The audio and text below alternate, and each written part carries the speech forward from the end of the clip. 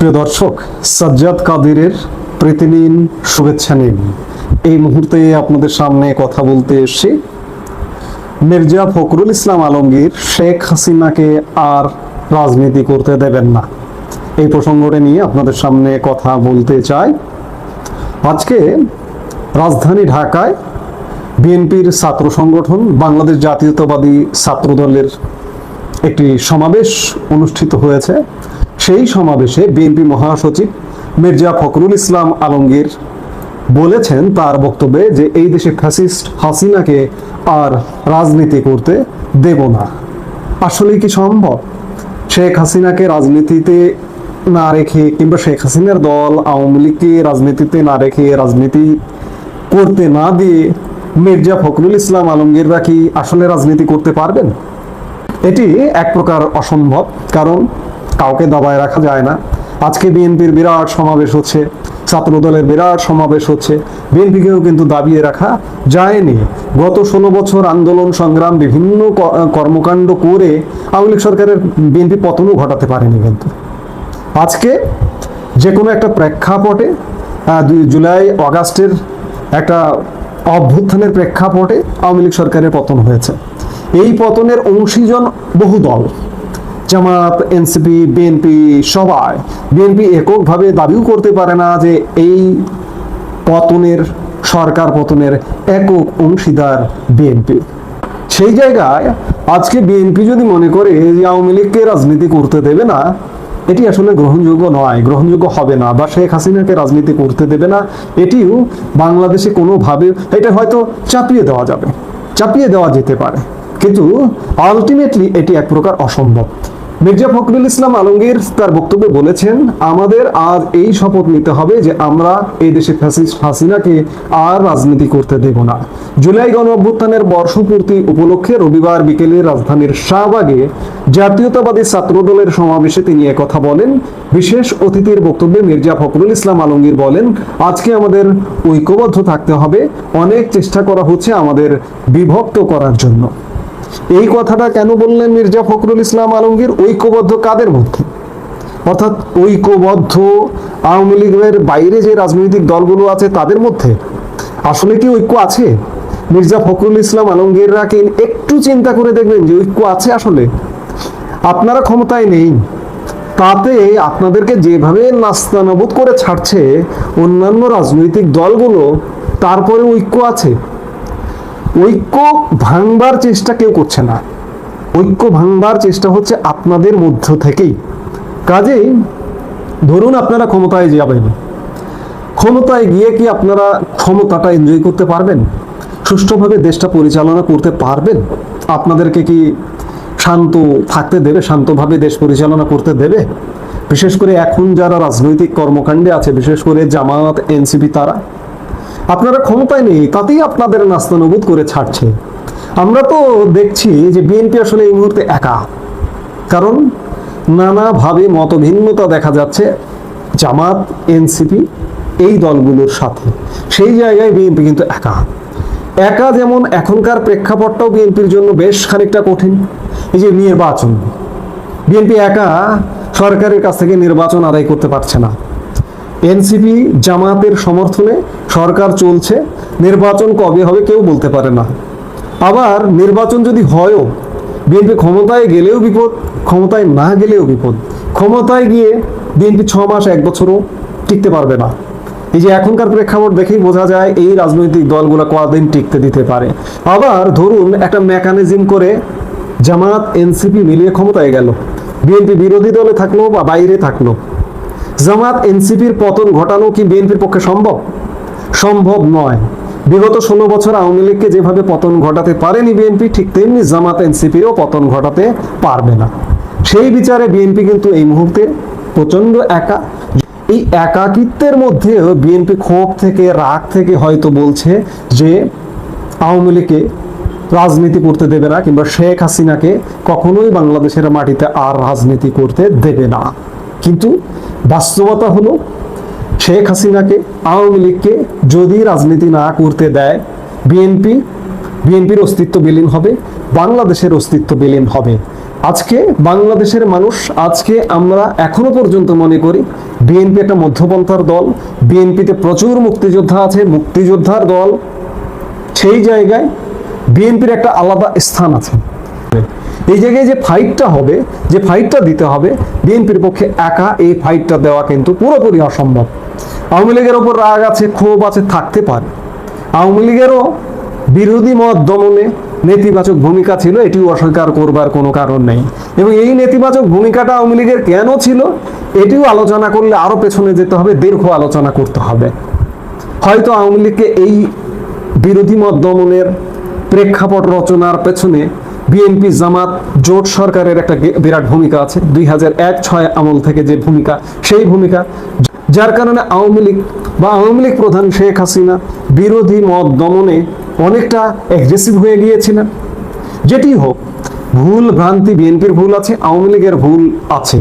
আজকে বাংলাদেশের স্বার্থে বিএনপি যদি এই ধারণা নিয়েই থাকে যে আওয়ামী লীগকে কখনোই রাজনীতিতে আসতে দেব না, ফ্যাসিস্ট আওয়ামী লীগ আর কখনো আসবে না, শেখ হাসিনাকে আর রাজনীতি করতে দেব না, তাহলে বিএনপি বাংলাদেশে রাজনীতি করতে পারবে না। তাহলে বাংলাদেশের অস্তিত্ব বিলীন হয়ে যাবে, বিএনপির অস্তিত্ব বিলীন হয়ে যাবে। সেই জায়গা থেকে এই মুহূর্তে, এর আগে অসংখ্যবার বলেছি, আবারও বলছি যে অন্ততপক্ষে একটা সহনশীল রাজনৈতিক পরিবেশ নির্মাণের জন্য হলেও কাউকে মারবো, কাটবো, ধরবো, এই নীতিতে বেরিয়ে আসতে হবে। জোর দিয়ে, চাপ প্রয়োগ করে, বল প্রয়োগ করে কাউকে আটকিয়ে রাখা আসলে চায় না। আজকে এই যে হম্বি তম্বি যেটি হোক না কেন, আজকে বিগত আওয়ামী লীগ সরকারের পতন হয়েছে, এই পতনটাও হয়েছে কিন্তু রাজনৈতিক শক্তিতে নয়। আমি বারবার বলি, এটি স্বীকার করতে হবে, এটি সামরিক শক্তিতে। সামরিক পৃষ্ঠপোষকতা ছাড়া এটি করা সম্ভব হতো না। আজকে এই যে অচল অবস্থা দেশে, গত 1 বছর ধরে দেশে কি চলছে, প্রতিটা মানুষ এটি সাফার করছে। এই সাফারিংসেরও কিন্তু শেষ আছে। আজকে যে রাজনৈতিক ব্যবস্থাগুলো আছে, যারা রাজনীতি করছেন বিএনপি সহ অন্যান্য, আজকে যে তাদের বিরুদ্ধে একটা সামরিক অ্যাকশন আসবে না, সামরিক ব্যবস্থা আসবে না, এই নিশ্চয়তাও কিন্তু আপনারা দিতে পারেন না। কারণ সামরিক বাহিনীও নিশ্চয়ই পর্যবেক্ষণ করছে যে আমরা আওয়ামী লীগের বাজে সময়, দুঃশাসন, অনেক ভালো কিছু ছিল, ভালো কিছু করেছে, এর পরে সবচেয়ে বড় যে কথাটা, সেটা হচ্ছে দুঃশাসন ছিল। সেই দুঃশাসনের পতন ঘটিয়েছি সশস্ত্র বাহিনী, কিন্তু সেটির পতন ঘটিয়ে আজকে কি এনেছি? আজকে আরো ভয়াবহ দুঃশাসন এনেছে। আজকে যদি ওই চাপটা আসে যে আওয়ামী লীগ ফিরবে, আওয়ামী লীগ রাজনীতি করবে, তোমরা যেমন রাজনীতি করবা, তোমরা যেমন গত 1 বছরে অরাজকতা করেছো, আওয়ামী লীগ যদি 16 বছরে অরাজকতা করে, সেই অরাজকতার চেয়ে তোমরা আজকে অনেক বেশি অরাজকতা করছো। কাজে তারাও থাকবে, তোমরাও থাকবে, জনগণ বেছে নেবে কে আসবে। এই প্রেক্ষাপট যদি হয়, তাহলে ঠেকাবেন কিভাবে বিএনপি, মির্জা ফখরুল ইসলাম আলমগীর? কাজেই আপনাদের মধ্যে রাজনৈতিক সহনশীলতা দরকার, প্রত্যেকের। বিএনপির দরকার, আওয়ামী লীগের দরকার, বাংলাদেশে মধ্যপন্থা রাজনীতির দরকার। বিশেষ পন্থার রাজনীতি বাংলাদেশকে কোন পথে নিয়ে যাবে, সেটি কিন্তু হাজার কোটি টাকার চিন্তার বিষয়। সেই জায়গা থেকে বিএনপির দায়িত্বশীল ভূমিকা পালন করা উচিত এবং বিএনপির একটা সহ অবস্থান হওয়া উচিত, নইলে বিএনপির কিন্তু এর খেসারত দিতে হবে। আজ 3 আগস্ট, ঐতিহাসিক 3 আগস্ট। গত বছর এই দিনে শহীদ মিনার থেকে ছাত্র জনতা 1 দফা দাবি পেশ করেছিলেন। তারপরে একদিন পরেই 5 আগস্ট শেখ হাসিনা সরকারের পতনের ঘটনাও আমরা দেখেছি। তারপরে 1 বছর পার হয়ে গেল। এই 1 বছরে বহু চড়াই উতরাই পার করেছি আমরা। অনেক কিছু নিয়েই সমালোচনা হয়েছে, অনেক বেশি সমালোচনা হয়েছে যারা আশার আলো জাগিয়েছিলেন তাদেরকে নিয়ে। বৈষম্যবিরোধী আন্দোলনের শীর্ষ নেতৃত্ব বহুভাবে সমালোচিত হয়েছেন, বহু সমালোচনার কর্মকাণ্ড করেছেন। এর মাঝে তারা গত ফেব্রুয়ারি মাসের 28 তারিখ নতুন রাজনৈতিক দল গড়েছে। নতুন রাজনৈতিক দল গড়ে বৈষম্যবিরোধী ছাত্র আন্দোলনের যে সামগ্রিক একটা চেহারা ছিল, সেই সামগ্রিক চেহারাটা নষ্ট হয়েছে। তারা একটা রাজনৈতিক দলে পরিণত হয়েছে। যখন একটা রাজনৈতিক দলে তারা পরিণত হয়েছে, তখন থেকেই আলোচনা চলছিল যে বৈষম্যবিরোধী আন্দোলন যে সর্বদলীয় সবার আন্দোলন ছিল, সেখান থেকে তারা বিচ্ছিন্ন হয়ে গেল। তারা আর বৈষম্যবিরোধী আন্দোলনের সার্বজনীন ব্যাপারটার ক্রেডিট চাইতে পারে না। এরপরে আমরা বহু কাণ্ড দেখেছি। এই দল গঠনের পেছনে প্রফেসর ইউনূসের সরাসরি পৃষ্ঠপোষকতা রয়েছে এরকম আলোচনা হয়েছে। প্রফেসর ইউনূসও বিদেশি গণমাধ্যমের কাছে বলেছেন যে তারা আমার কাছে এসেছিল, দল গঠন করবে জানিয়েছিল, তারা এত বড় একটা আন্দোলন করেছে, এত বড় একটা সংগ্রাম করেছে, তাদের তো কিছু একটা করতে হবে, তাদের তো ঐক্যবদ্ধ থাকতে হবে, তাদের তো একটা প্ল্যাটফর্ম দরকার। সুতরাং আমি বলেছি যে আমার ভালোবাসা থাকবে তোমাদের উপরে। তার মানে যে প্রফেসর ইউনূসের ভালোবাসাতেই এই দলটা গঠিত হয়েছে এবং তারপরে ভালোবাসার আমরা বহু নজির দেখেছি। সারা দেশে তারা এই তো 30 তারিখ 31 তারিখে সারা দেশে পদযাত্রা শেষ করলো এবং সেই পদযাত্রাতেই সরকার যে তাদেরকে পৃষ্ঠপোষকতা দিচ্ছে, সরকার যে এটাকে সরকারি দল হিসেবে ট্রিট করছে, সেটা মোটামুটি পরিষ্কার করে দিয়েছে সরকার, দিনের আলোর মতো পরিষ্কার হয়েছে। তার আগেও বহু কিছু হয়েছে, অনেক ঘটনা ঘটেছে, অনেক কাণ্ড আমরা দেখেছি। তারা যখন আন্দোলন করেছে তার উপরে শীতল বৃষ্টির ব্যবস্থা করা হয়েছে, অন্যরা যখন আন্দোলন করেছে তখন তাকে লাঠিচার্জ, টিয়ার সেল, জল কামান দিয়ে তাড়িয়ে দেওয়া হয়েছে। এইরকম বৈষম্যও আমরা দেখেছি। বৈষম্যবিরোধী আন্দোলন যারা করেছে এবং তাদের পথ ধরে যে সরকার এসেছে তাদের মধ্যেও এক ধরনের বৈষম্যের ব্যাপার আমরা দেখেছি। সারা দেশে মব সন্ত্রাসকে জাস্টিফাই করার একটা ব্যাপার তৈরি হয়েছে, চাঁদাবাজ একেবারে প্রাতিষ্ঠানিক রূপ নিয়েছে, এরকম অনেক কিছুই আমরা দেখেছি। অনেক কিছু যখন দেখেছি তখন বর্ষপূর্তি যখন হলো সেই এক দফা ঘোষণার, সেই দিনটা উদযাপন করতে চাইল বৈষম্যবিরোধী ছাত্র আন্দোলনের সেই সময়ের অগ্রসৈনিকরা, যারা কিনা এখন এনসিপি গঠন করেছে এবং সেই পালন করাটাও তারা এনসিপির ব্যানারে পালন করতে চাইল। বৈষম্যবিরোধী ছাত্র আন্দোলনের ব্যানারে পালন করতে চাইলো না, এনসিপির ব্যানারে পালন করতে চাইলো। সেখানেই আসলে মূল গণ্ডগোলটা হলো।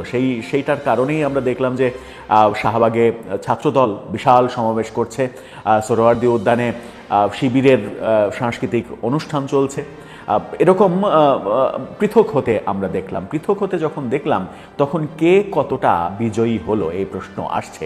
সবথেকে বেশি প্রশ্ন আসছে সরকারের সহযোগিতায়, সরকারের পৃষ্ঠপোষকতায় গড়ে ওঠা দল এনসিপি কতটা তার সক্ষমতা প্রমাণ করতে পারলো আজকে শহীদ মিনারে।